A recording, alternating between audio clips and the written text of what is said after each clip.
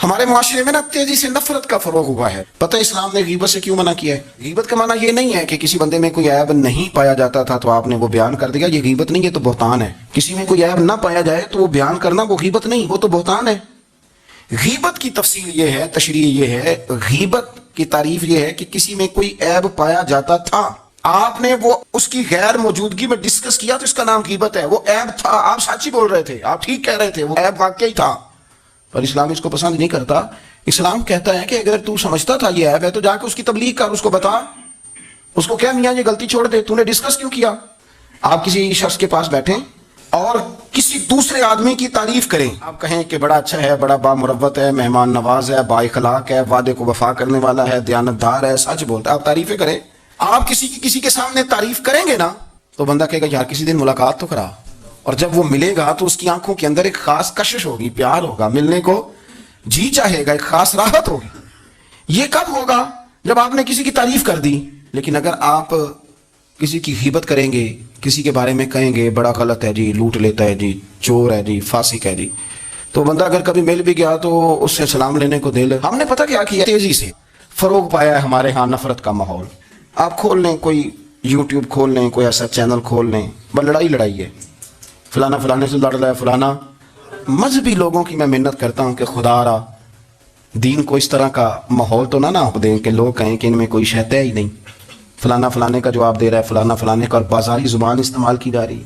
اور ٹھیک ہے, مسلمات جو طے تھے لوگوں نے تو ان کو بھی چھیڑنا شروع کر دیا, اور تضحیق کی جاتی ہے, لفظ اس طرح کے اختیار کیے جاتے ہیں جو ویسے ہی وزادار آدمی بولنا پسند نہیں کرتے.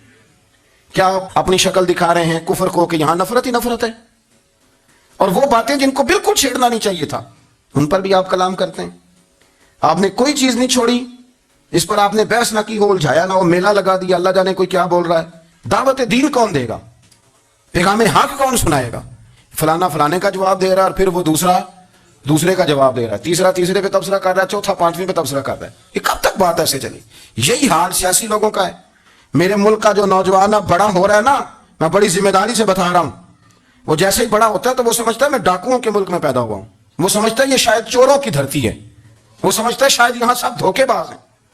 ہم اس طرح سے نچوڑ کے لوگوں کے دلوں میں نفرت بھری ہے, نچوڑ کے, کہ لوگ سمجھنے لگے اس ملک میں تو کوئی بندہ دیانتدار ہے ہی نہیں, کوئی بندہ اچھا ہے ہی نہیں, کوئی بندہ نیک ہے ہی نہیں. مذاق اڑ. ایک صاحب میرے پاس آئے ہوئے تھے, کہنے لگے پیر صاحب 11 سال ہو گئے پولیس کی نوکری کرتا ہوں, 1 روپیہ رشوت نہیں لی.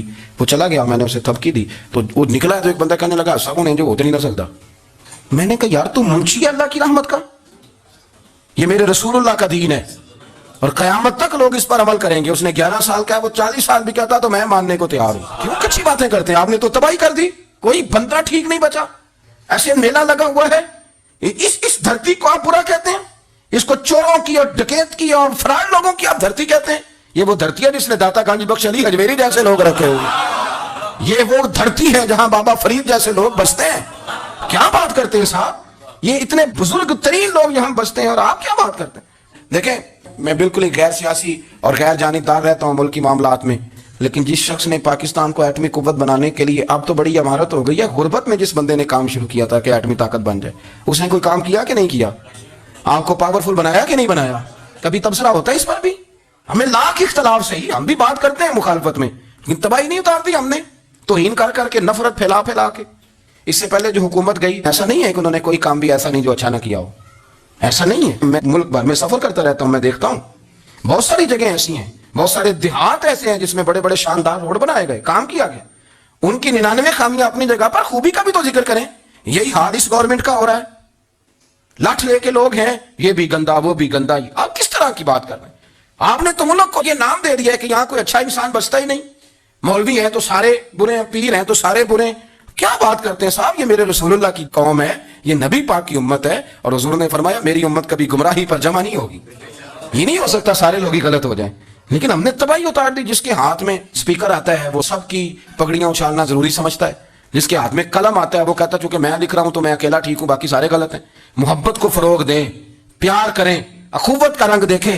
حاتم طائی کی بیٹی مجرم بن کے آئی تھی, مجرم بن کے, کلمہ نہیں پڑھتی تھی, اور اس کو سامنے کھڑے کر کے میرے نبی پاک نے فرمایا تیرا باپ کلمہ نہیں پڑھتا تھا پر اس میں عادتیں اچھی پائی جاتی تھی, اس کی صفات ٹھیک تھیں. یعنی حضور تعریف کر رہے ہیں, نبی پاک تعریف, اور ہماری زبان گونگ ہو جاتی ہے تعریف کی دفعہ. جو میری بات مان گیا بندہ ٹھیک ہے، اور جس نے میری بات نہیں مانی وہ بندہ درست ہے. یہ گھونگ ہو جاتا ہے ہمارا مزاج. اپنی زندگی میں اچھے الفاظ ادا کریں.